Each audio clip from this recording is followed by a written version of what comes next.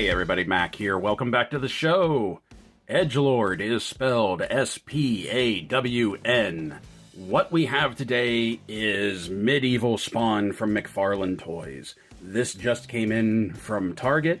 I got it for $20. Target has it on sale for 20 bucks. At least they did time of this recording. I'll put a link to it down in the description below, as always. And I have never really been a big fan of Spawn. Like, I can appreciate Spawn. I can appreciate what he did for comics. He has been a huge influence in comics. McFarlane has also been a huge influence in comics. Image Comics changed the landscape for comic creators. But even in the 90s, at the height of the Edgelord's power, I was never really into Spawn that much. I did, however, really like Medieval Spawn, just the look of him altogether. And while this figure is not quite the way I remember Medieval Spawn, it's close enough that when I saw McFarlane was bringing out the figure, I had to get him. So since we haven't looked at many figures of Spawn from McFarlane Toys, let's take a look at the packaging here. I really love how we have like this beat up paint on the side here. On this side, we have a really good image of Medieval. On the back, we have a great image, a great promotional shot of Medieval. I really like the two swords he has up over his shoulders. I'll be interested to see if his one accessory, he has a sheath for it on back. He has a dagger down in this hand and his axe in this hand. I don't think he comes with the axe. I think he has the hammer, and that's it, a hammer and a sword inside. On this side, Spawn, Target sticker, open window. Up top, more window box. On the bottom, barcode, legalese. And that's about it. Our standard McFarlane fare for packaging just has that Spawn look to it because, of course, we have the big Spawn logo down here in the corner. So, without further ado, and I really, a little bit more ado, I really love that green flame effect in the back. I hope that sheet slides out. That'd be really cool to use as a backdrop. Now, without further ado, let's get this open and let's take a look at McFarlane Toys' Medieval Spawn. Okay, here he is, Medieval Spawn, out of the box. And putting the tape measure to him, we can see that he is pretty much 8 inches to the very top of his helmet right here. Medieval Spawn, I'm going to say right off the bat, is a big, beefy boy. And if you can get him for 20 bucks from Target, that's a lot of figure for 20 bucks. I definitely recommend getting this guy right off the bat. So there's two things in these figures that McFarlane excels at. One of them is sculpt, and that is definitely evident with Medieval right here. Like, if we take a really close look, you can see there is some great detail work done in his helmet right here that is so small and intricate that, like, for a figure of this type, like a retail shelf figure, that's really more detail in the helmet than I was expecting. We also have some great detail in his shoulder pauldron right here, in these armbands right here, down into the armor. His skirting right here has some great detail to it. Like, if I remember correctly, I think Medieval was originally supposed to be like a crowdfunded piece, just like his Spawn figure was. And then, like, even look at the detail in the back armor. Look at that. And then, for some reason, he changed his mind and he just made it a retail release. Like, this is all fantastic work in here. All of this texturing, all of this detail. The skulls and the knees, like, these even look really good. The other area that McFarlane typically really excels at is the paint apps. And while, man, I just noticed there's even really good detail right here in the front chest piece. It looks like there's some battle damage, like some weapon scarring right there. That looks great. I'm loving this even more now, looking through the camera at it. Just look at all of that. 20 bucks, guys. Pause the video now, check out that link, see if you can still find them for 20 bucks. Seriously. But the other area that I was going to say that McFarlane excels at is the paint apps. And once again, I think the paint apps on this are fantastic. Now, this is just molded in standard black. And then we have the spawning paint job right here. This is molded in red. You have a lot of things that aren't necessarily painted, but they're molded in solid colors with this. And I think that really helped to make it very crisp, very clean. The only thing I would have liked to have seen was I feel that the colors are a bit muted. He is more bold, and he does have brighter reds than like the Mortal Kombat Spawn, and we'll take a look at that in a minute when we get to size comparisons. But I would have liked to have seen these reds stand out a little more. But what I would have really preferred was that if all of this, the gauntlet, the boots down in here, even the skull with the chains right here, if this was all silvered like the helmet, I feel like that's where you really get the muting of the color at, that this just looks too plastic.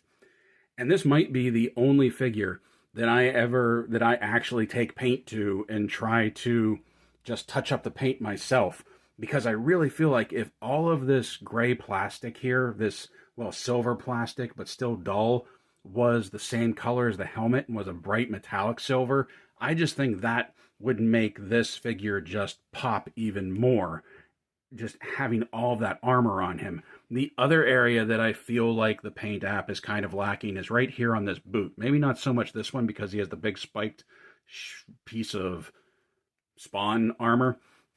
But I feel like this right in here, maybe not the mail, like the armor right in here, but like this part of the boot and this part of the boot on both sides should have been silvered as well. I think on the image on the back of the box, oh no, the image on the back of the box, the feet are cut off.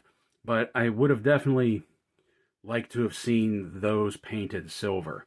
I do like the color of the skirting right here, how it's an off silver, kind of like tarnished, weathered. I really like that.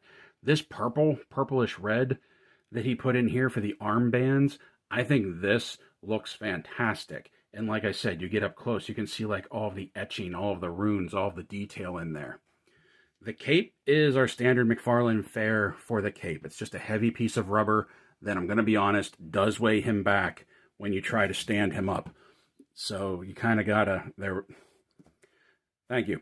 But it does tend to weigh him back. The other thing that I'm kind of surprised at is that the skulls back here, first of all, are red instead of white. But it's the fact that they're back here.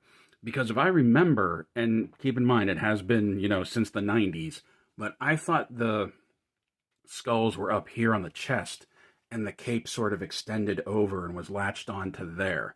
Like, I like this, it's not bad, but I think putting it up here, I think would have been more comic accurate, and also helped to cover up a lot of this, just this black up in here, would have given a little bit more detail, a little bit more color.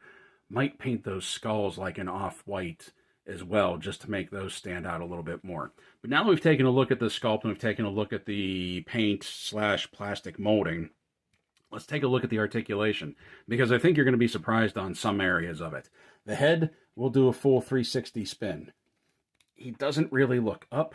He can look down, but this part of the helmet gets in the way of him really being able to look up. He has some good tilt side to side. Arms will do a full 360. Both of them will. However, coming up, these pauldrons, while they are soft rubber and they do tend to get out of, you can lift them and get them out of the way, they still do interfere. That's really about as far up to the sides as you can get the arms. There is a butterfly joint in there. Bicep swivel. Double jointed elbows with some really great travel, and I love how these elbow guards hide the articulation point. Wrists swivel, wrists hinge up and down, but then you can also do this, you can do that, and they'll hinge in and out, just like a lot of McFarlane fare. I would also might paint these hands, because I think the hands in the comic are black. I'll have to double check that. But I would like to see, especially with like these armored knucks right here, I might paint these silver as well. Now we get his arms out of the way. He has this ab cut right in here that lets him twist. He can crunch back really well. He can crunch forward fairly well. That gives him a little bit of side to side, but then he also has that ball joint at the waist where he can do the twist. He can really crank back. He can come forward very well, and he gets a lot of side-to-side action.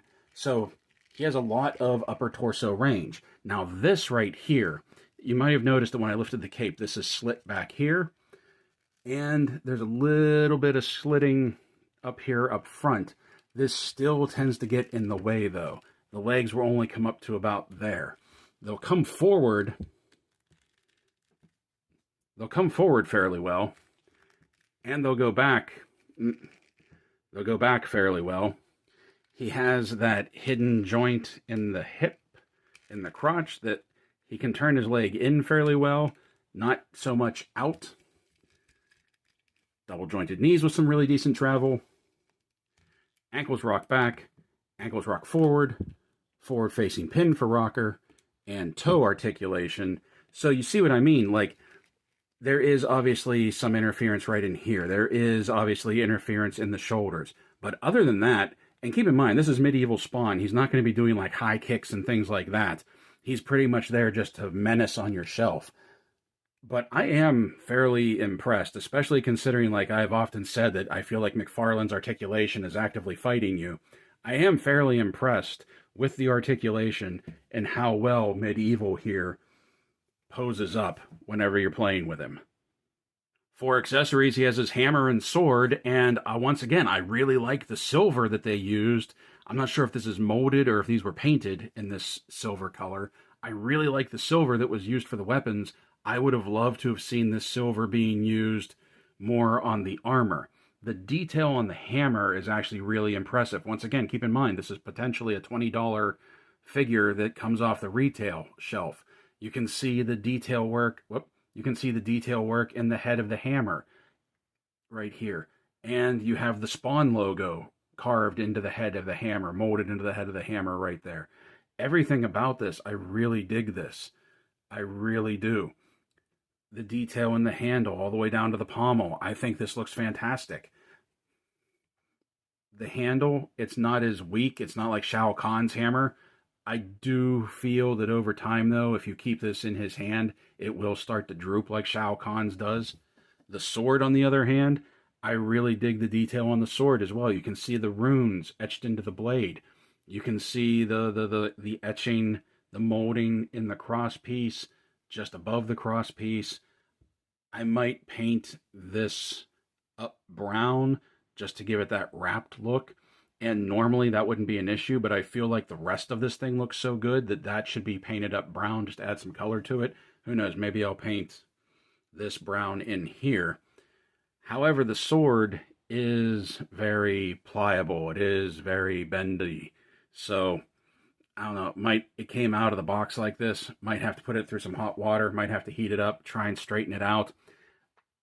Every time we get melee weapons from McFarlane Toys, I always think that, like, I have to go find melee weapons from, like, another manufacturer, because eventually these are just going to warp and just be, you know, unsavable. I don't know.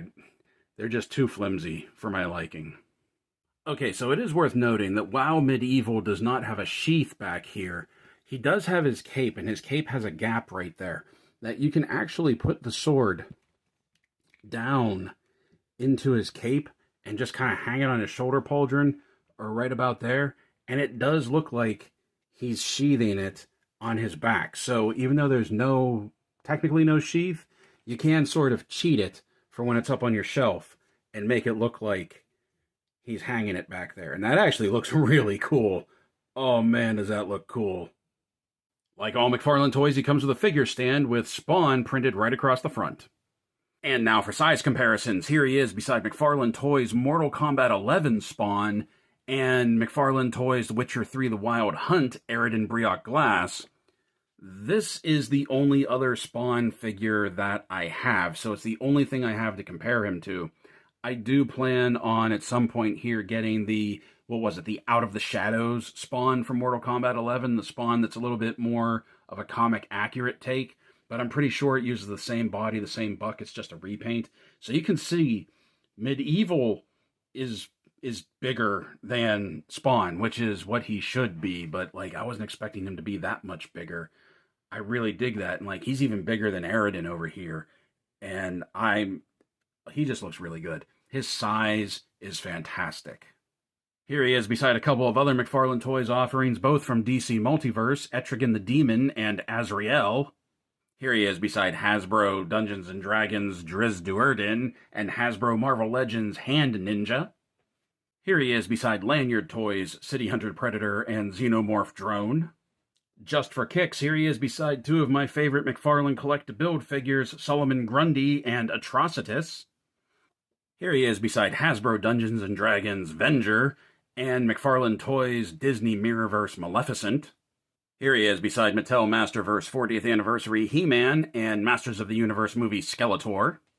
And finally, if there was any doubt to the size of this guy, here he is between NECA Toys Dungeons & Dragons Warduke and Grimsword, and he kind of is the missing link between the two of them. A little bit bigger than Warduke, still not as tall as Grimsword. I don't know what else there is to tell you.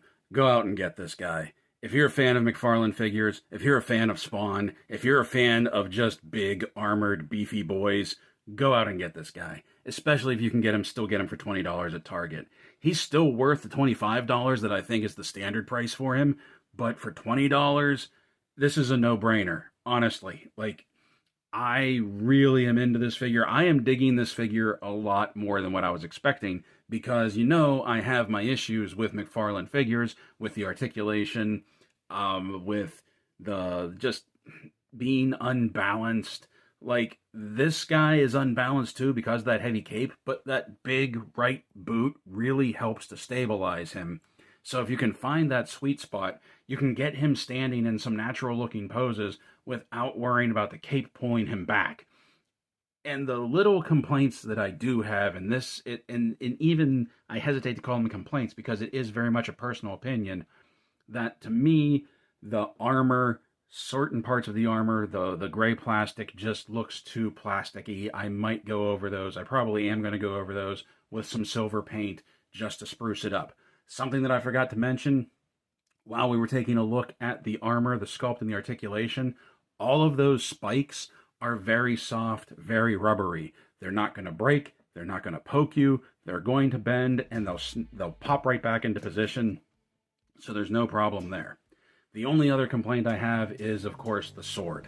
The sword is way too bendy, way too flexible, and I would just love to find somebody that's maybe making a sword for Medieval, whether it's being 3D printed, whether it's being molded, whether there's just a sword out there suitable for Medieval that's just a little bit more solid, quite honestly. I get why they use the bendy plastic. It's so that they can't snap.